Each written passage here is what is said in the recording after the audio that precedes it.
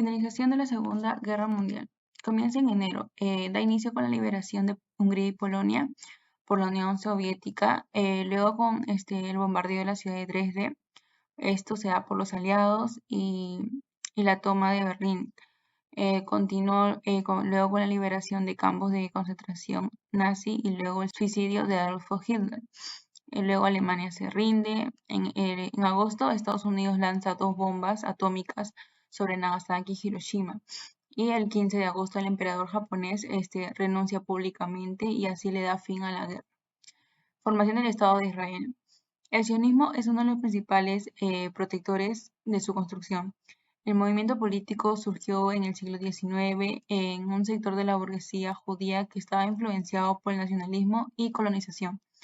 Para los sionistas fue la única forma para combatir el antisemitismo, que fue construyendo un estado propio para el pueblo, ¿no? Para el pueblo judío, que estaba por el mundo y el lugar, según la Biblia, era Palestina.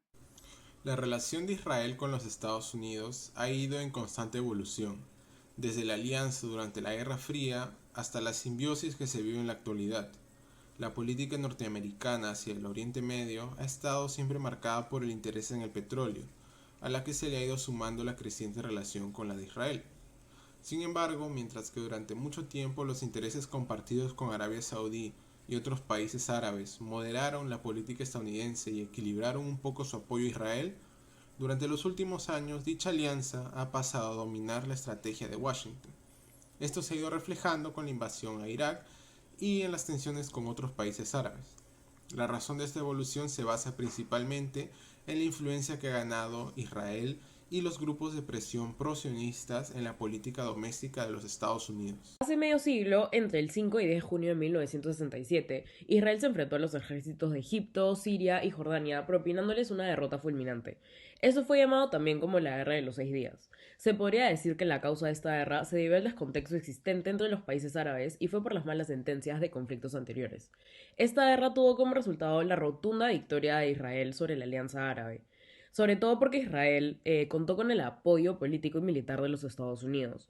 La guerra se da por concluida el 10 de junio de 1967, cuando los países de Alianza Árabe deciden retirarse ya que no tenían esperanzas de ganar y también porque se habían quedado sin poder económico y con muchísimas bajas militares.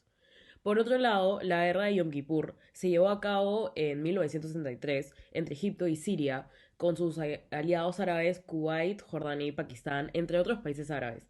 Todo esto contra Israel y sus aliados occidentales, Estados Unidos, Francia y Reino Unido, ante la negativa de Israel de entregar los sectores ocupados en el Golán y el Sina. La guerra de Yom Kippur también fue llamada como la guerra de los tanques, ya que las características de los vehículos blindados tenían marcada diferencia entre un ejército y otro, por la capacidad bélica y la distancia que podían alcanzar. Este ataque fue contundente y alcanzaron a destruir gran parte del armamento enemigo. Sin embargo, la inteligencia militar israelí, con mucho más conocimiento en defensa y con la orientación de estrategias militares norteamericanos, contraatacó y días después logró la derrota de los árabes. El Tratado de Paz de Camp David ha sido un tratado de paz de Israel tras ser declarada libre e independiente por petición expresa de las Naciones Unidas en 1948. Esto tras haber luchado contra las naciones árabes en 1948, la crisis del canal de Suez en 1956, la guerra de los 6 días en 1967 y la guerra de Yom Kippur en 1973. En 1978, tras negociaciones y Estados Unidos como principal mediador entre Egipto e Israel, es como se llega a este tratado de paz.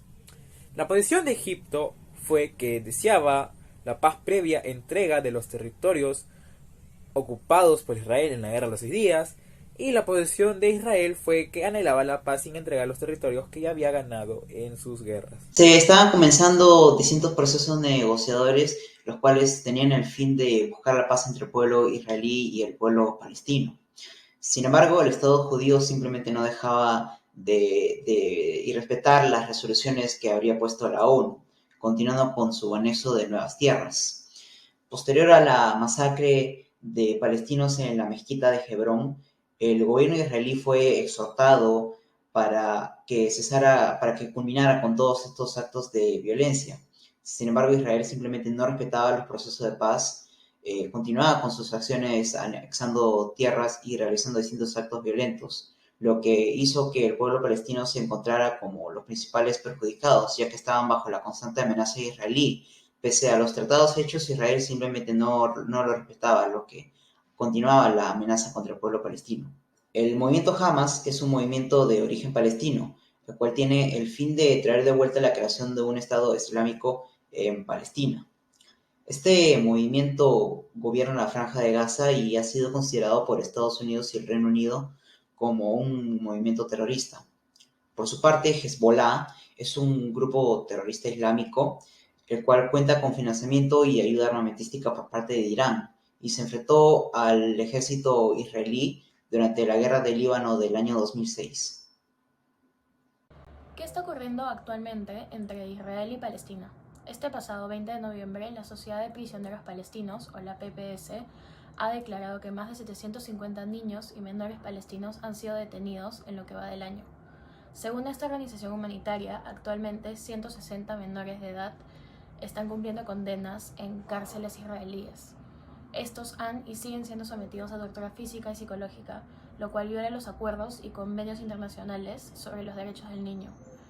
La rivalidad de historia política entre ambos territorios no les permite brindar paz a sus ciudadanos. Lamentablemente, este tipo de noticias no son poco comunes, lo cual nos demuestra que más de 70 años después del inicio de este conflicto no se puede llegar a un acuerdo o una solución.